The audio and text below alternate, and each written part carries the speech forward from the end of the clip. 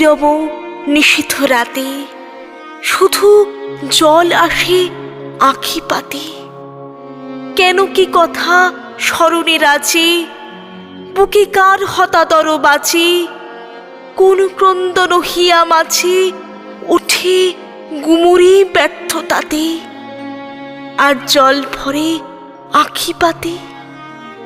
মম ব্যর্থ জীবন বেদনা এই নিশীথে লুকাতে নারী, তাই গোপনে একাকী শয়নে, শুধু নয়নে উথলে বাড়ি।